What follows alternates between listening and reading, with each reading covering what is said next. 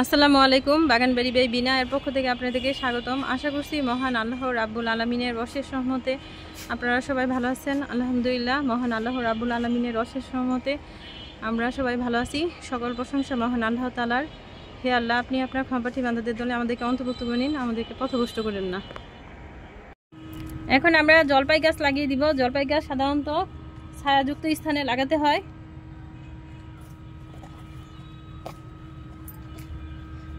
যখন জলপাইয়ের ফুল আসবে তখন কিন্তু এটার মধ্যে সর্বক্ষণ পানি দিয়ে রাখতে হবে, আর ছায়াযুক্ত স্থানে জলপাই গাছ ভালো হয়। এই জন্য আমি একটু আমার ছাদ বাগানে যেই সাইডটা একটু ছায়া সেখানেই লাগিয়ে দিলাম।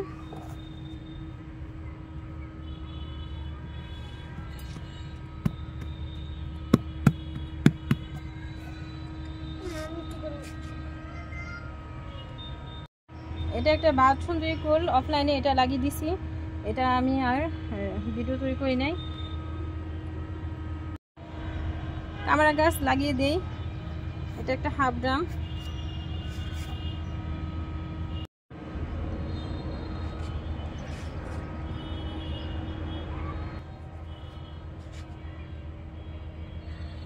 বিসমিল্লাহির রহমানির রহিম। আবু দাঁড়া, ওই করে নি।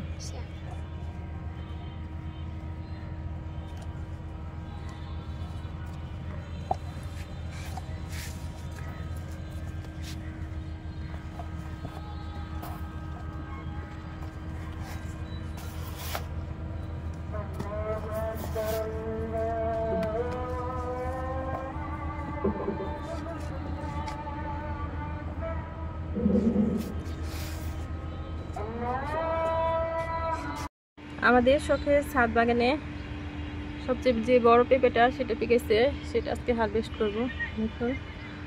বিসমিল্লাহির রহমানির রহিম।